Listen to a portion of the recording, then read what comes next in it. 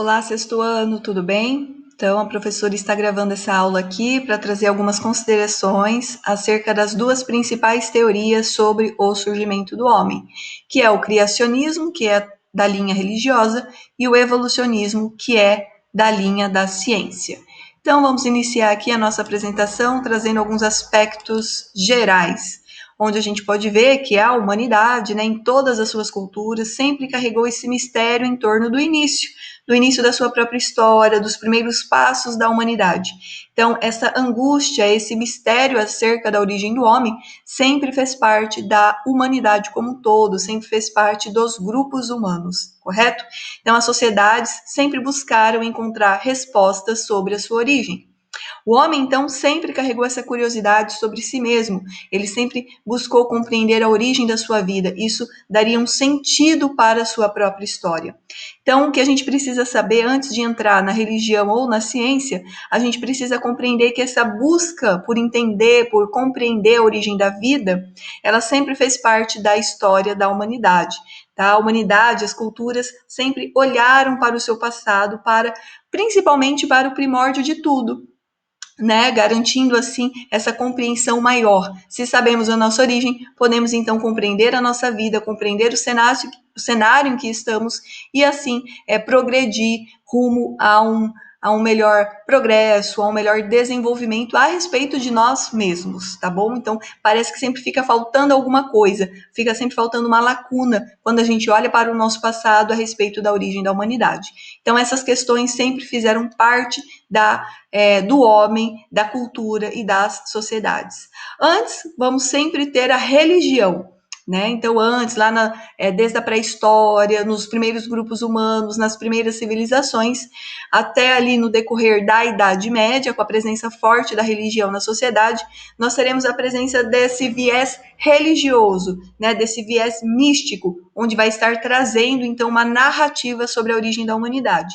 Agora, principalmente ali a partir do século XVIII e XIX, nós teremos dois pensamentos acerca da origem do homem, da origem da vida, do mundo, que é a religião, mas também a ciência, que se desenvolveu aí com aspectos mais afastados do pensamento religioso. Então, teremos então esses dois caminhos para compreender a origem, a religião e agora a religião e a ciência. Então, a religião vai trazer esse sentido mítico à vida humana, vai trazer esse aspecto de uma inteligência criadora por trás do mundo, do universo, da natureza e do próprio homem. Se a gente olha a religião cristã, o conhecimento cristianismo, nós vamos então dar a entender, ter essa narrativa da criação do homem a partir de Deus, tá?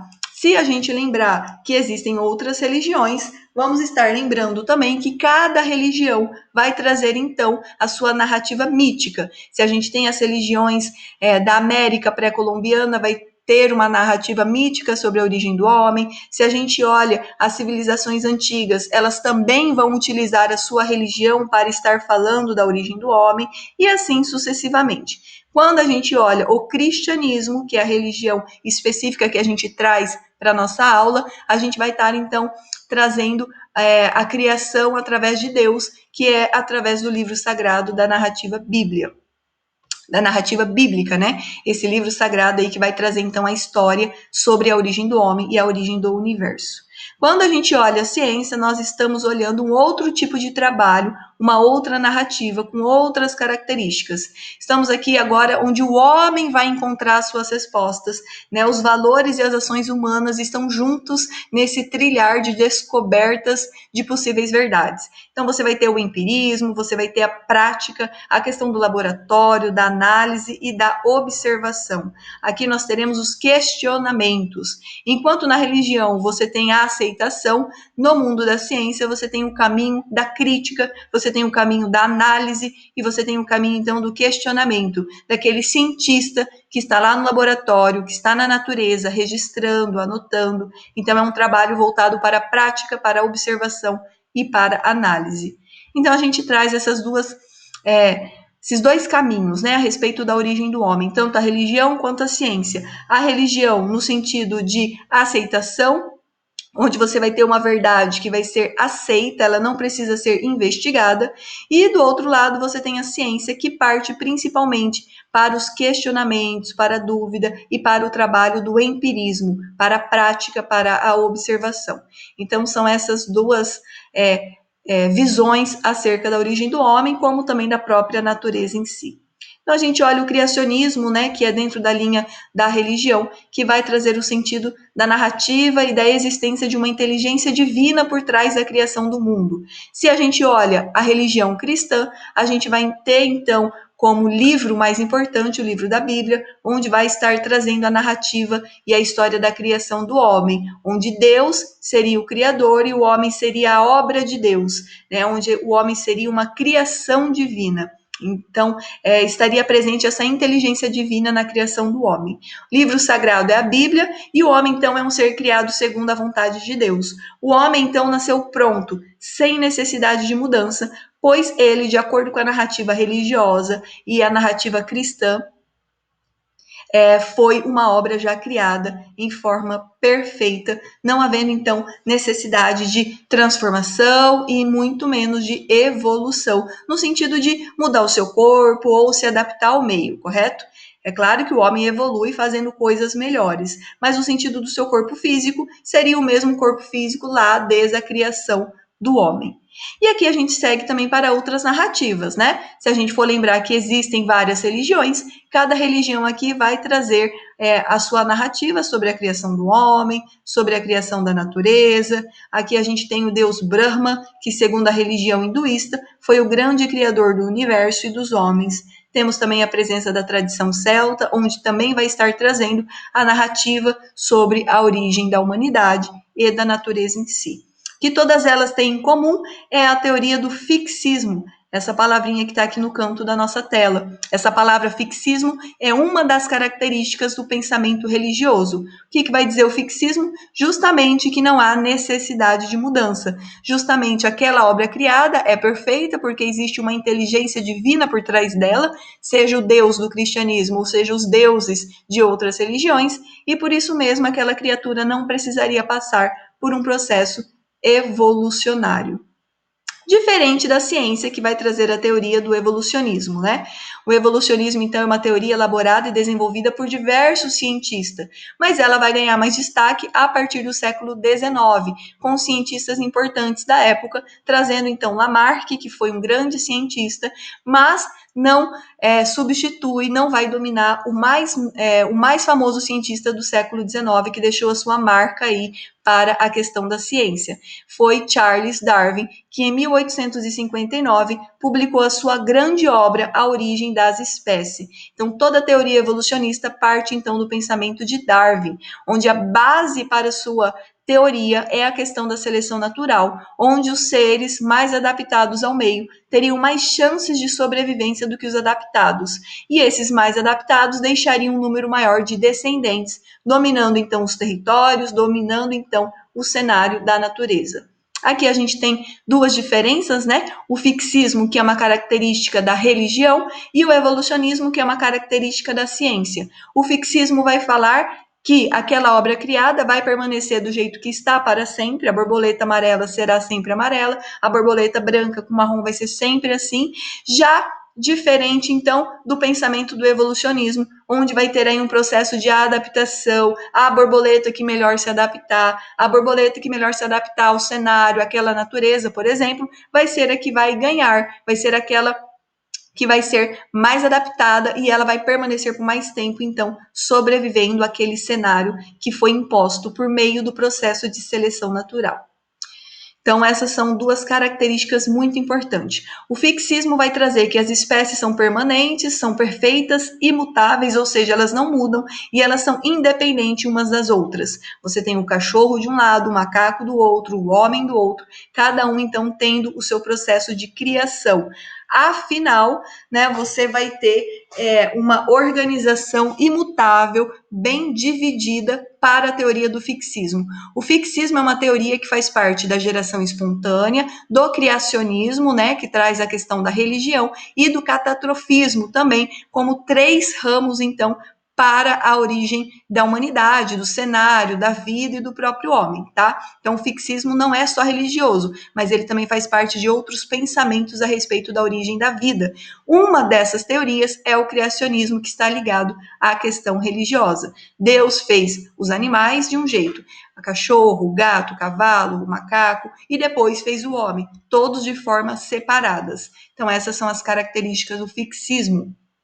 Diferente do evolucionismo, né? Diferente da ciência, que vai trazer principalmente a questão da seleção natural, que é a teoria base para o pensamento de Charles Darwin, onde as espécies que terão uma origem em comum vão sofrer um processo de seleção natural, onde as melhores, as mais adaptadas, vão ganhar o território e vão ganhar, então, um espaço ali no cenário da natureza. Lembrando que Charles Darwin fez grandes viagens para os seus estudos, ele também esteve muito tempo na ilha de Galápagos, que pertence ao Equador, onde ele fez importantes estudos sobre as espécies no local, principalmente voltados ali para os estudos das tartarugas. Então, o evolucionismo é uma teoria elaborada e desenvolvida por diversos cientistas, né, onde vai propor aí que as espécies sofrem alterações no decorrer do tempo e do meio ambiente em que elas habitam. Charles Darwin, então, pôde perceber que existem espécies que têm características comuns. Isso vai levar Charles Darwin a afirmar que as espécies têm coisas que mudam e tem coisas que não mudam. Isso vai dar a entender ao cientista que elas têm uma origem em comum, né? Elas têm uma origem que não vai mudar para todas elas, dando aí a entender que nós temos uma mesma origem, seria um mesmo ponto em comum para toda a criação da humanidade. E aí que vai entrar a polêmica da origem do ser humano. Segundo Darwin, todos os animais, toda a vida que tem na Terra, inclusive o homem, veio de uma origem, um ancestral comum para todas as espécies de vida. Tudo começou com um ancestral e que dali, no decorrer de milhões de anos, foi se proliferando, foi se adaptando, foi se transformando e dando então origem às diversas espécies distintas uma das outras. Então você vai ter essa polêmica, principalmente em volta aí da origem do homem. No que se refere à evolução do homens e mulheres, o evolucionismo vai indicar que nós temos um ancestral em comum com algumas espécies de macaco, como o chimpanzé. Pesquisas recentes já mostram, né, que nós temos 98% de semelhança entre os nossos códigos genéticos. Isso não quer dizer que o homem descende do macaco, tá? O evolucionismo vai dizer apenas que somos parentes e que temos, então, um ancestral comum, que toda forma de vida veio em algum momento do mesmo lugar. Então, essa é a polêmica que vai girar em torno da origem do homem dentro do pensamento da ciência, dentro do pensamento principalmente de Charles Darwin. Hoje em dia, né, como nós estamos hoje em dia com o pensamento da ciência, com o pensamento da ciência e com o pensamento também da religião, como que é hoje a atualidade olhando essas duas viés. Na época de Darwin, né, que criou a teoria da evolução, a sua maior dificuldade era justamente explicar de forma satisfatória a origem e a transmissão das variações que vão ocorrer nas populações de diferentes espécies. Darwin morreu sem conseguir explicar essas variações, porque essas variações estavam justamente voltadas ao DNA, ao código genético que todo ser vivo tem, inclusive o homem. Darwin, então, não compreendia, ele não sabia ainda da existência do DNA, do código genético, então ele não conseguiu explicar como que se passava uma característica de uma pessoa para outra ou de outros seres vivos. Já o neodarwinismo, que é uma teoria mais moderna da evolução, é o desenvolvimento das ideias de Darwin, né, o que vai se dar a partir das informações conseguidas pela genética. Então, a presença do código genético realmente aí alterou o darwinismo e hoje nós temos então o neodarwinismo presente aí nessa novo pensamento científico. E aqui então eu termino a aula mostrando algumas belezas da natureza, onde a gente sempre fica impactado com tanta beleza e com tanta perfeição. Então, essa luta, né, pelo poder, né, e pela narrativa sobre a origem do homem, a origem da vida, está ainda em cena, eles ainda continuam esse debate teórico importante, e de um lado, então, nós temos a ciência explicando, e do outro lado nós temos a religião explicando, cada uma utilizando as suas narrativas e as suas características. Então ficamos por aqui, trouxemos então essas duas visões, o criacionismo e o evolucionismo, a respeito da origem do homem. Até a próxima aula, tchau!